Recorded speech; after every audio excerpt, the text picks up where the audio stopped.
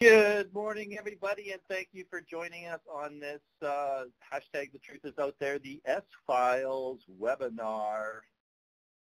I thought it was a good time to have a webinar because of the season and because of the new information that we have to share with you via Elston Solberg's research and phenomenally large brain.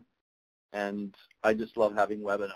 It's a great way to communicate with everyone, and hopefully we're bringing you a ton of value. And I think the theme is a little bit timely given it's October, the end of October. It is Halloween, so the S-Files is a little bit spooky. But really we want to address some of the questions and some of the conversation that we hear out there about the product and just seek to disseminate the facts as we know it, and of course we're all subject to confirmation bias. Elston can give you a lovely white paper treatise on that. Perhaps he'll touch on that today, intent.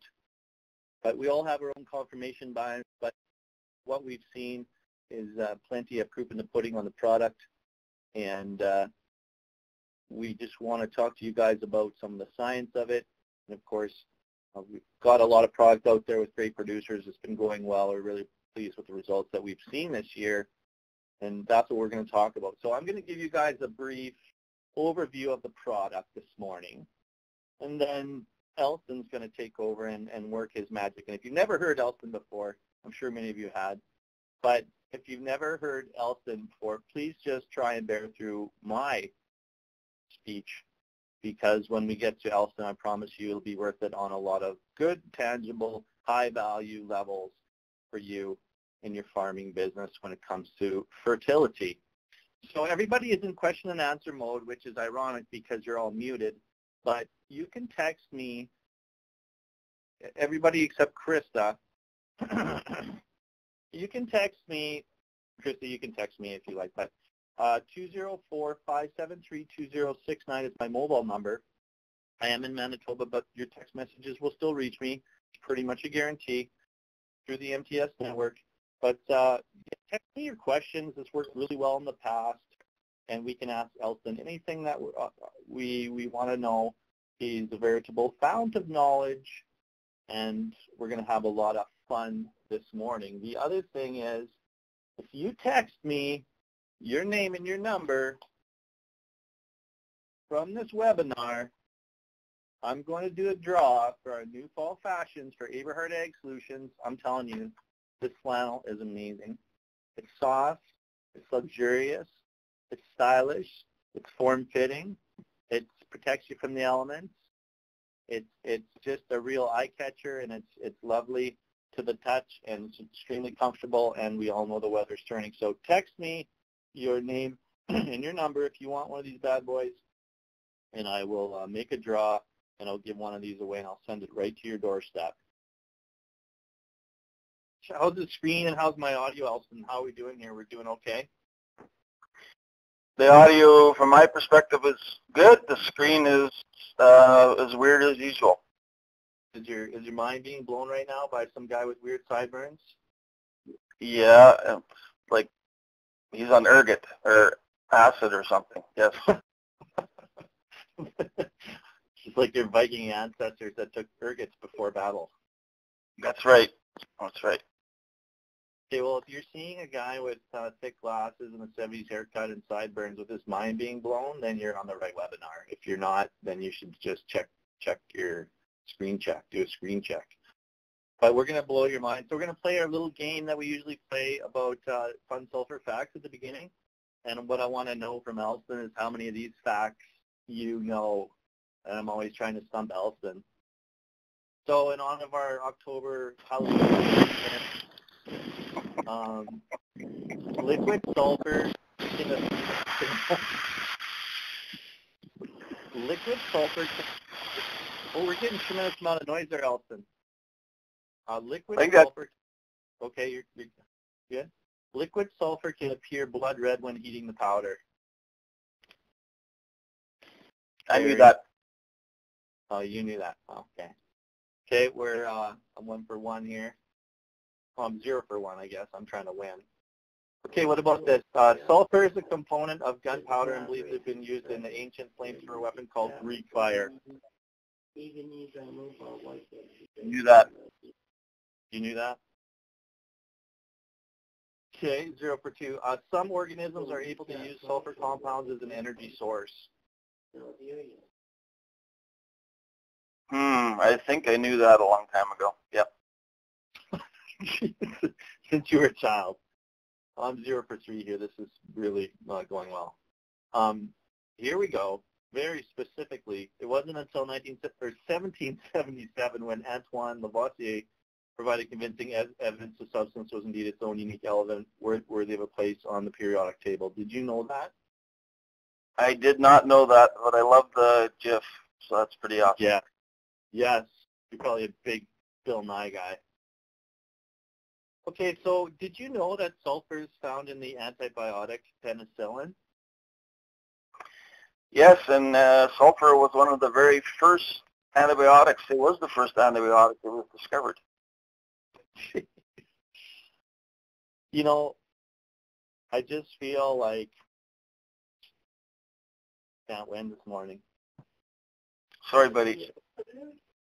Kind of a sulfur nut. No? Yeah. I can record them even if I don't. You have somebody else got their star 6 on that's got some background noise there? I don't know if Elston, if you got some background noise on there, just maybe mute that. So I just want to talk really briefly about the product and do a really quick overview. To me, there's 4 elements of the value proposition, and they all sort of tie together. It begins with price, and it goes on to agronomy. Then we talk about logistics and sustainability. So in terms of price, really this is foundational for the product because of the price point, which is about half the price of manufactured ammonium sulfate. And if you're talking by the pound of actual S, about a third of liquid sulfur, some other premium prilled sulfur products. This allows us, for the same price point, to get 2 to 3 times the amount of sulfur on.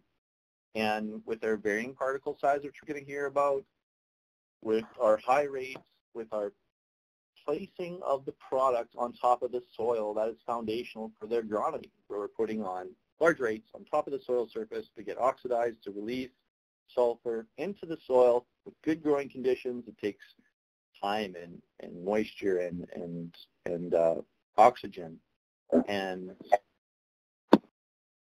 temperature and biological activity to convert this product from elemental sulfur into the sulfate form of the plant that the plant can use. So this is critical agronomically. So price and agronomy work together, and really that leads into one of the biggest selling points of our product is getting that ammonium sulfate out of your blend. And I don't know what this rig costs, but it's sure cool looking.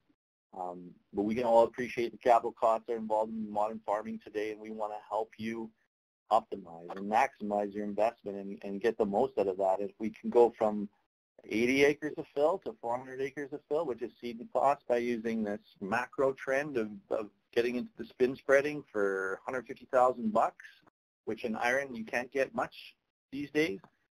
Big proponent of spin spreading all along here, and we're working hand in hand with these manufacturers that are bringing spin spreaders to the market.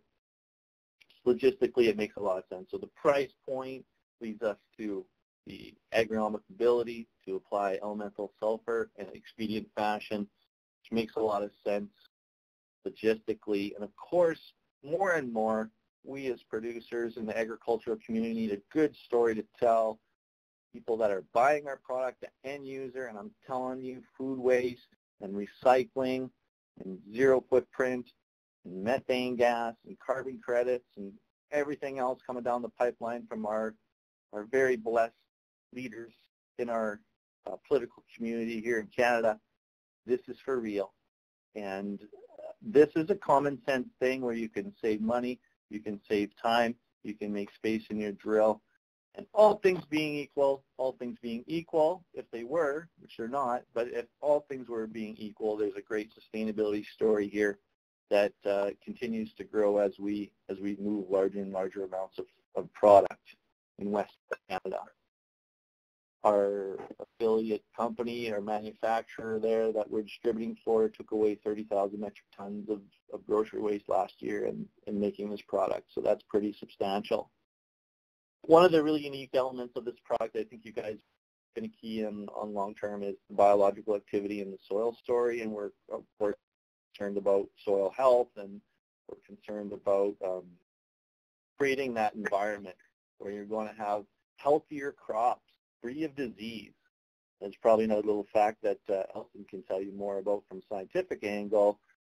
Sulfur is actually used as a fungicide in circumstances at your local Canadian Tire. You can buy it right off the shelf. But there's biological activity in this product, and the guys are working hard to figure out what it all means. It's a bit of a black box. We know that it's there. We don't know who the little worker bees are in terms of the biological activity, exactly what they're doing, but we know that it's having beneficial effects on people's soil and people's crops via the third-party data, via the tissue testing and all the results that we're seeing with the many producers and agronomists in our network in over 1 million acres that have gone on to really good effect. And I challenge you to find someone who's been dissatisfied with the agronomic side of Bio-Sul, despite all the information that's out there being disseminated against the product by various forces in the community.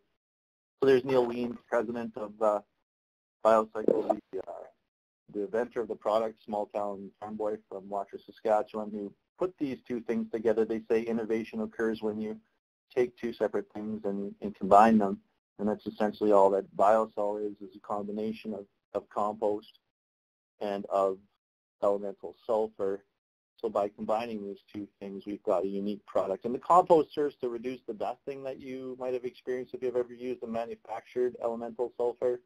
The risk of fire and working with manufactured elemental sulfur in enclosed spaces can be quite explosive, as a few different companies have found out over time. Hence the move away from elemental sulfur over time, largely in the community, to back to ammonium sulfate and whatnot. But the compost also serves to introduce some biological activity, which kickstarts the process from conversion of elemental sulfur to sulfate.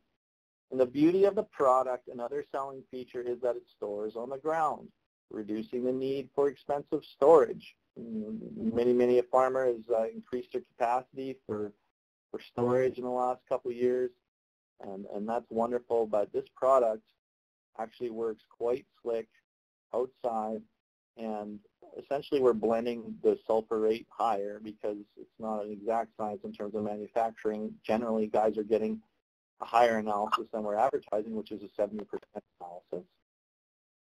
But yeah, the interesting thing is we've had guys that overwintered product. In fact, we had a ton of product at Landsberg, Saskatchewan, various other sites that stores outside, and certainly has its advantages cost-wise and logistically. When we talk about spreading this product, a big concern is how do we get it on accurately. We have a community of probably 30 guys with spreaders, and there's close to 50 guys that are marketing this product now across Saskatchewan and Manitoba. We pan test, and this is about as visual as it gets, and the little vials don't lie, so we have the very sophisticated method of putting out kitty litter pans every 6 feet, catching the product. We can do one pass down the center and see where our pattern starts to drop off, and then we can set our overlap properly in order that when we do a 3-pass, like you're seeing here, we've got very consistent results in the vials, not only in terms of volume, but in terms of distribution of particle size, which I see Elston has some really cool slides on. I almost called you Elemental Solberg. We should start calling you Elemental Solberg. Sure, why not? Go for it. Okay, so consistency, not only of volume, but of particle size. And it's critical that we get those fine particles on because those are the parts that are immediately available. I know Elston's going to talk about it, but this product is going to be available very shortly. We've seen results in sulfur-deficient haylands visually in 7 to 10 days. We did it with with David Bonchuk the other day this spring, and he was very pleased with that. And we also have a long-lasting product by virtue of all these other particle sizes that release.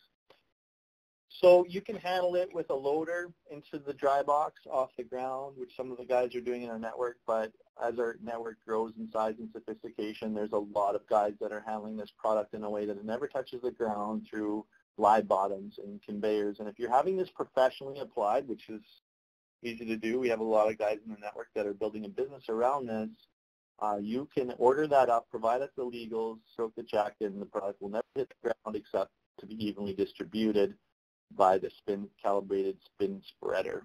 And today we're spreading at 60 to 100 feet. We actually have some people accurately spreading at 100 feet. Hard to believe, but I know that we've been spreading in the snow here, and the pattern is quite consistent and all revealing. It's really tough to get around the truth of the snow. So just a note on that, we can spread in temperatures of -5, -10. Takes a little bit of doing. There's a few tips and tricks related to that, but we can apply this product in 6 to 8 inches of snow. You can see there the particles have penetrated the snow cover. And this is out of Mark Keating's, a neighbor of ours who's doing a little bit of trial on the Bio-Sul, and it'll be interesting to see what he comes up with.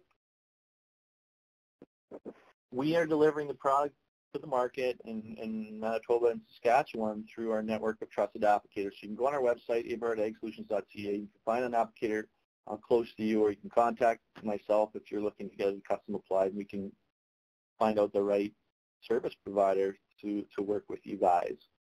And just a note of where this has gone. When we started out, you saw Neil Weems, the president of BioCycle. He showed up at the farm in 2015 with a jar of this stuff and his flip-flops and his Foo Fighter t-shirts, God bless him.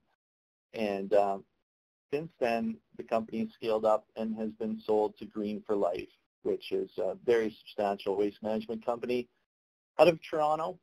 And I'm sure they're excited to know that they have a beautiful, beautiful fertilizer company strapped to the front end of their waste management company, and that it really fits with their brand, what we're doing here. And we're really proud to be affiliated with a Green for Life company who's involved in all kinds of stuff. So it's really neat. If you look around for their trucks, you can see them everywhere. So there's a lot of exciting things going ahead working with a partner like that for all of us in the industry. That is man, did I blast through that, eh? How long did that take me? Oh, take a breath, Elston. Yeah, come up for air, buddy. Yeah, I'm just on fire this morning. Really on fire. So I just wanted to get through that as quick as I could because the quality of your content here is undeniable. So it's Elston Solberg. He's been involved with sulfur here for the last 35-some years-ish. 38 years, dude. I think you might have been there in 1777 when they first said, hey, we should make this thing an element, put it on the periodic table. You probably did a presentation.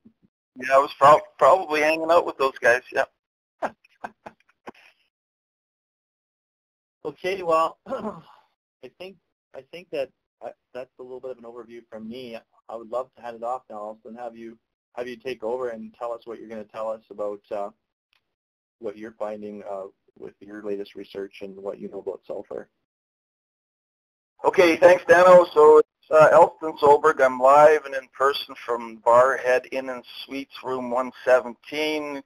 Going to be at a conference all day today. Kind of excited about all of that.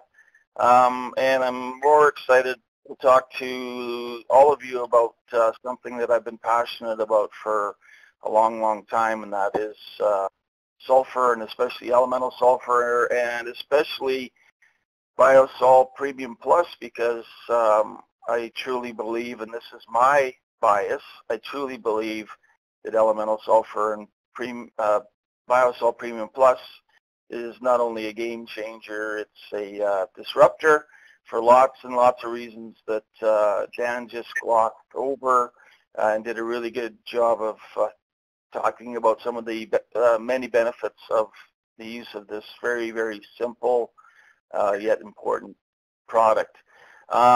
I've been playing around the last couple of days with an SR and ED application, and I don't know if any of you on this phone call have ever done an SR and ED application to the federal government, but SR and ED stands for Scientific Research and Experimental Development. And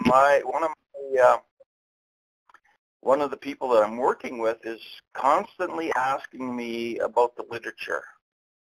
And I have looked at the literature in much detail over the course of my career, and the literature tells us that elemental sulfur is awesome, and it tells us that particle size is really important, and it tells us that the smaller the particles, the faster the conversion, and as the particle sizes increase, that conversion slows down, and the only place this stuff is not understood, even though yours truly and others have figured it out like 30-some years ago, is Western Canada. So we're constantly fighting a bias in Western Canada, the Western North America, against the use of elemental sulfur on extremely, extremely old information and poor understanding of products like Bio-Sul. So we're all biased. I'm biased in favor of it. There's many people in the industry biased against it. And yes, happy horrible Halloween. That's the T-shirt I'm going to be wearing today at the conference. Hopefully, I think there's a lot of children that are in danger of being truly afraid based on this photo tonight. I mean, if they're coming to your house. Yeah. And this is the one I love. I love the S-Files. I love KISS, Keep It Simple, Sulfur Even Better. And really, at the end of the day, one of the advantages of all forms of elemental sulfur, but especially Bio-Sul, is that if you apply it in large amounts and broadcast it on the soil surface and walk away from it, you do not have to worry about sulfur in your cropping program for the next several years. And I don't know how much simpler something agronomically important can be. So, click ahead there, Daniel. I think some of the bias in the marketplace today is the fact that Bio-Sul might be eating some other people's lunch. And it's kind of unfortunate because all of us in the industry are working on behalf of farmers. We're trying to help farmers make better decisions, whether they're better agronomic decisions or better logistical decisions. And if you could click it again, at the end of the day, Bio-Sul is a product that is not only logistically better, but also agronomically better. And if we all think about it a little bit, there are very, very few things in agriculture today that are agronomically better and logistically better at the same time. We make lots of decisions, lots of logistical decisions that aren't necessarily agronomically positive. And here's the other thing that the industry doesn't understand is that they always want to compare ammonium sulfate or ammonium thiosulfate or whatever it is in rate trials where, you know, ammonium sulfate is the cheetah and they want to use the same rate as elemental sulfur. Click it again, Dano, where elemental sulfur is the sloth. So traditional science that does rate trials where they put on 15 or 20 pounds of ammonium sulfate and 15 or 20 pounds of elemental sulfur, the bias is built into the research right off the get-go.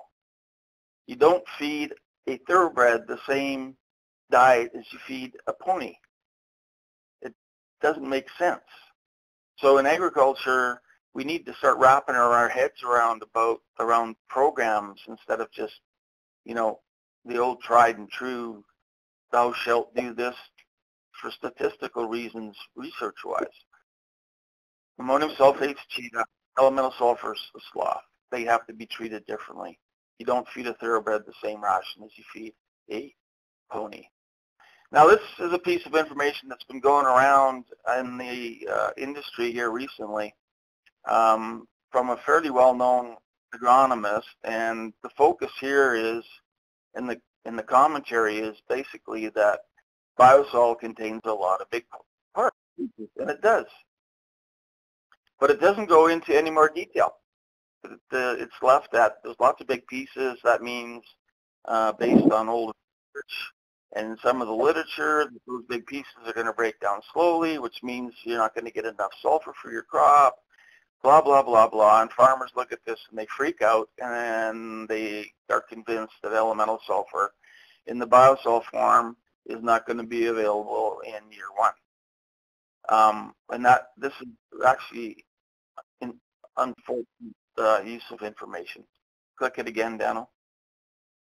At the end of the day, Bio-Sul is comprised of a wide range of particle sizes, all the way from 1 micron, which is to the naked eye invisible, to 6,000 plus microns.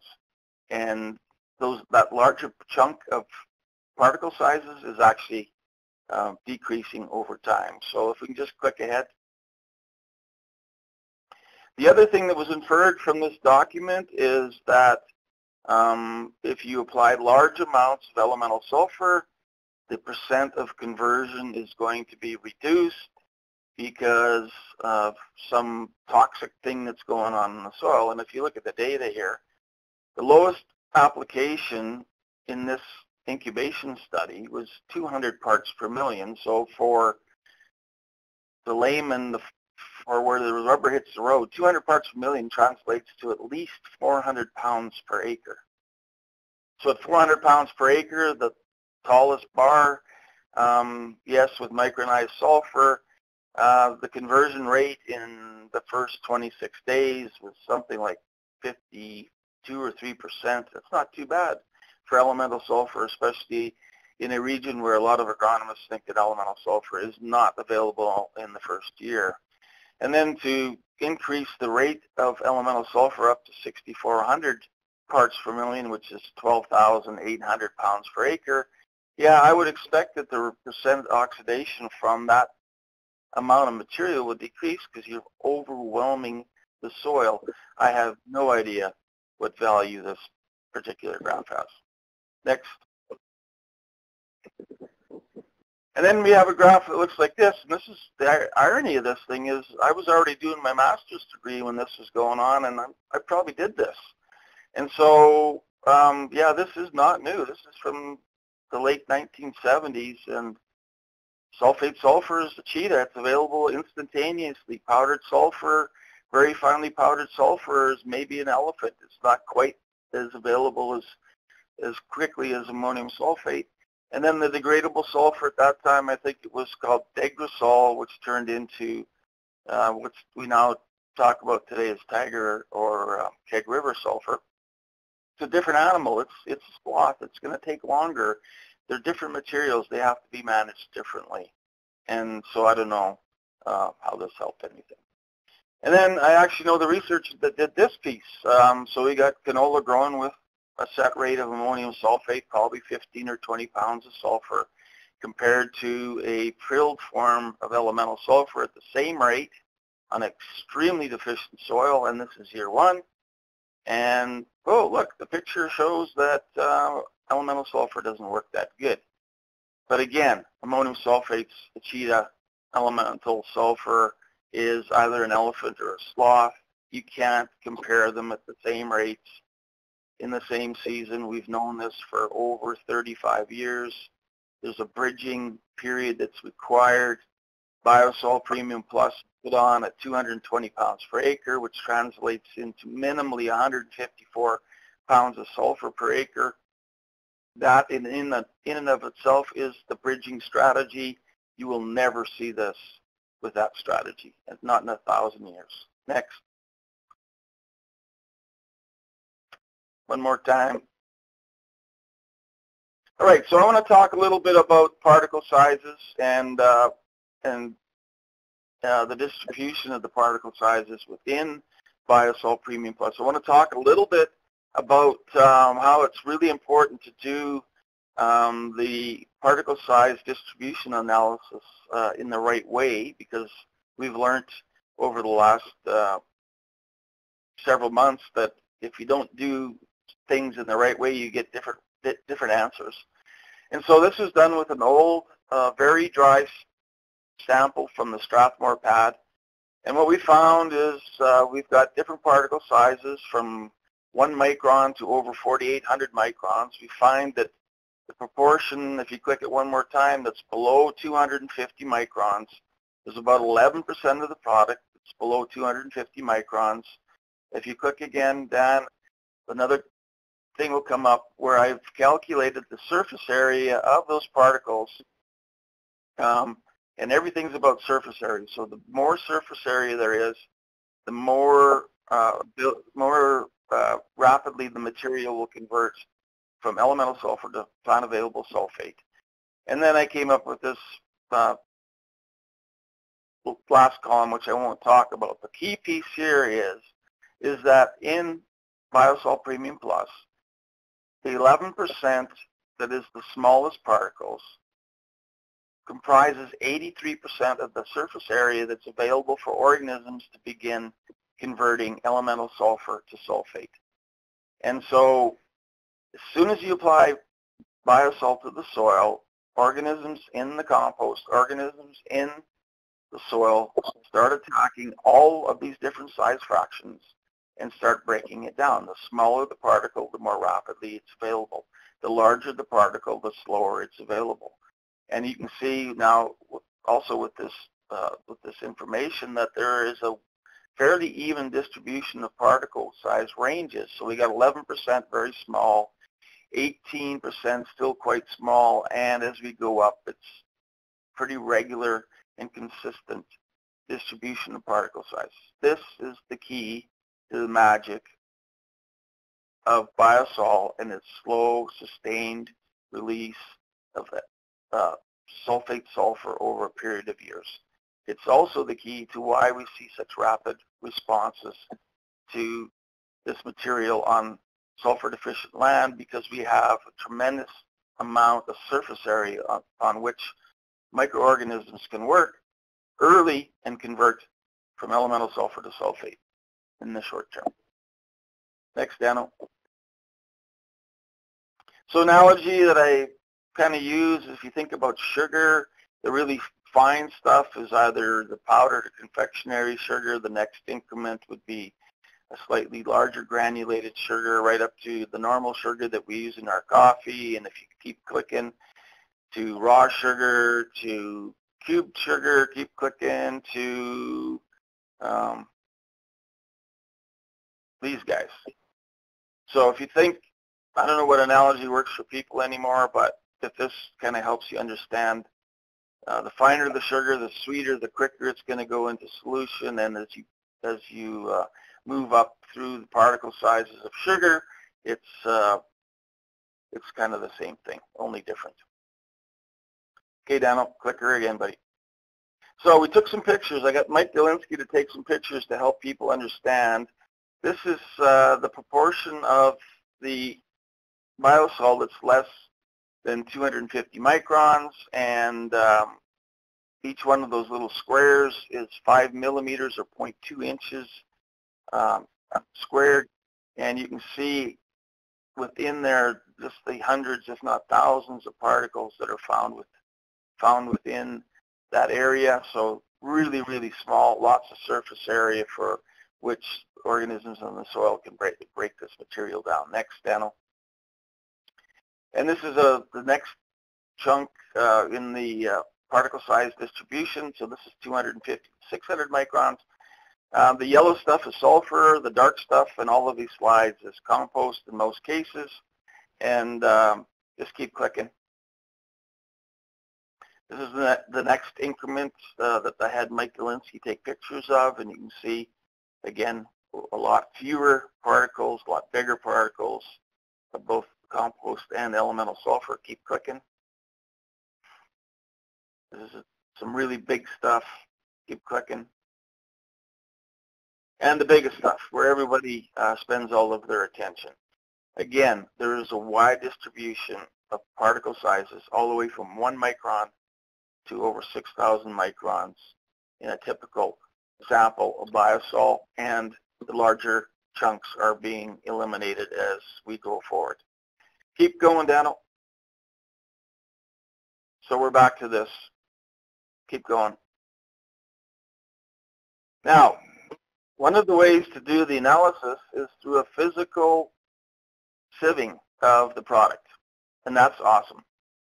And what we've learned over the last year and a half is it's best to do this physical sieving on a dry sample. If you do a physical sieving on a moist sample, it only makes sense that the moist sample is not going to go through the sieves as easily as a dry sample.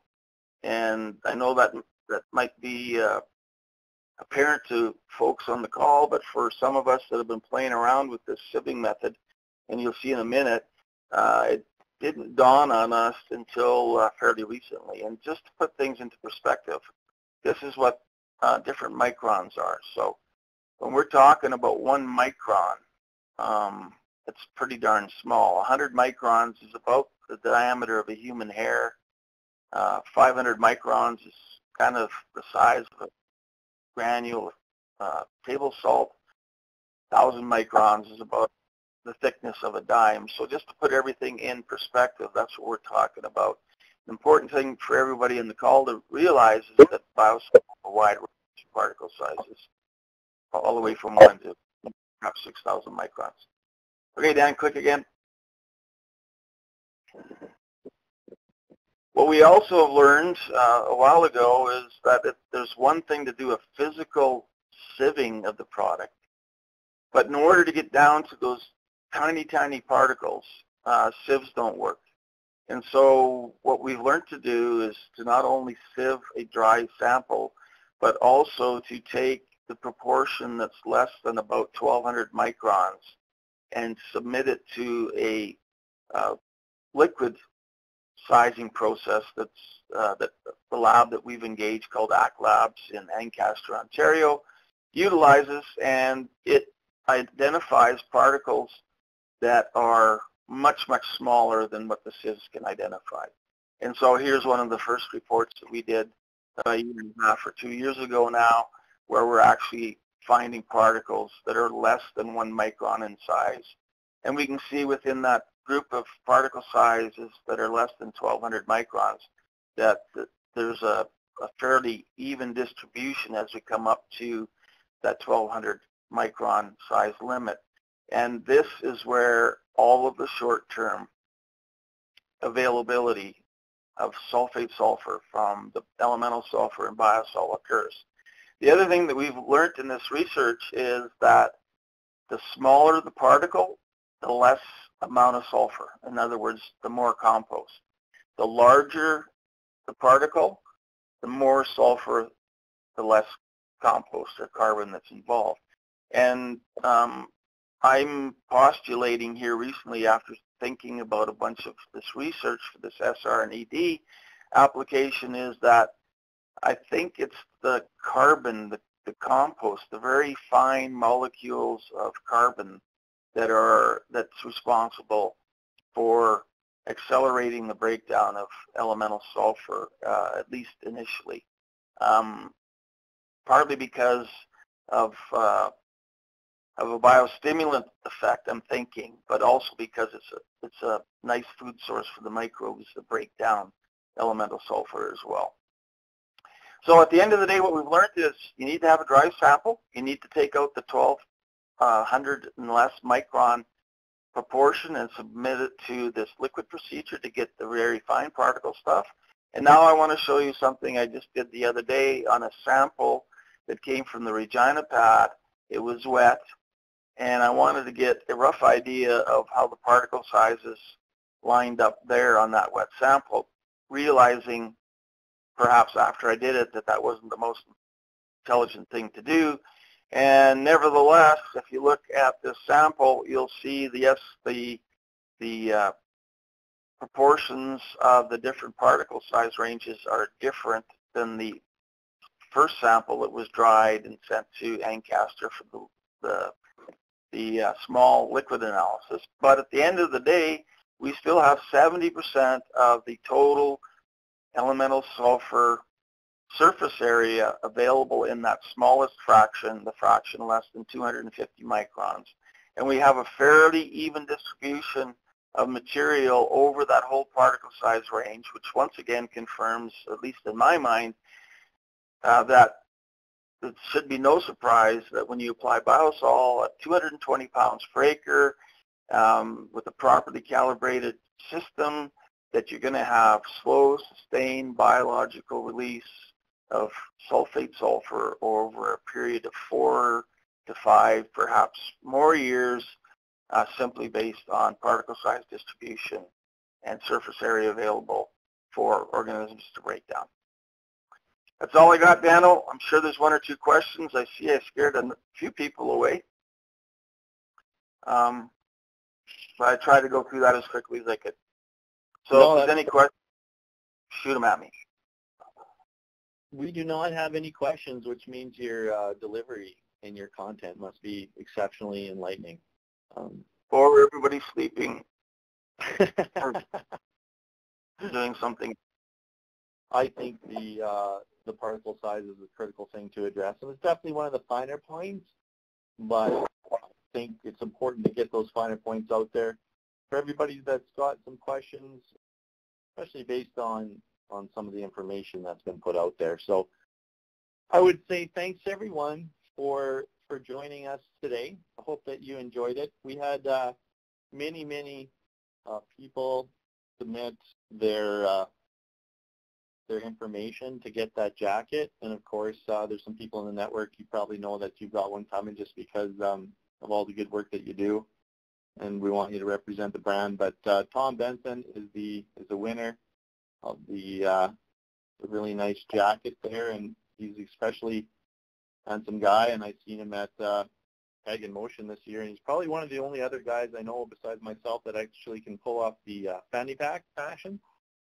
For those of you that know me, I did wear a fanny pack, and I was confirmed in my fashion there by Tom Benson at Ag in Motion. So congratulations, you're going to look good in that jacket. And with that, I would say happy Halloween from the Aberhart clan. This is just, I just wanted to go a little bit retro here. This is, I think, a barn dance we had in 2007, and it was a lot of fun. But this is myself and my brother and my father and my mother all dressed up at the barn dance. I hope everybody's going to have a wonderful, happy, safe Halloween. And with that, a great finish up to the fall as we close in on the final season here. Don't be afraid to get your Bio-Sul on now. We've still got a lot of spreading ahead of us.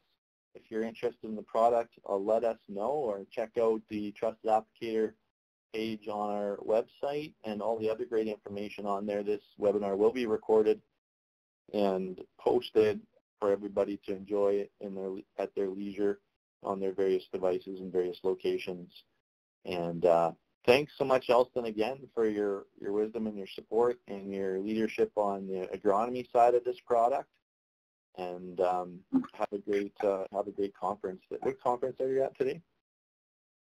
Oh, yeah, sure. I'm not sure, but today was a pleasure as usual. Prairie North Farm Forum Agenda. We're going to learn about pasture management, soil fertility, Aphanomyces, big data, and then we're going to talk about finances.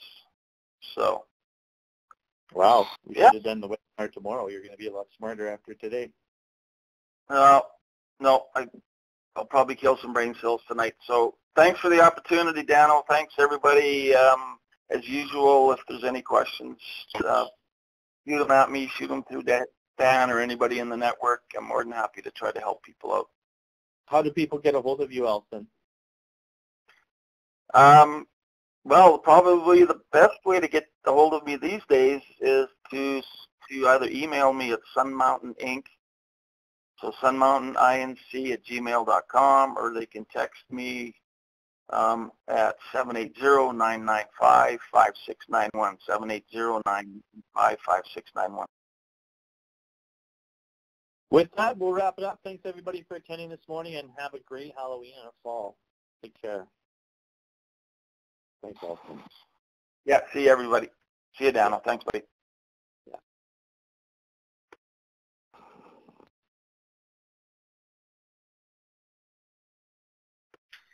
And it's over.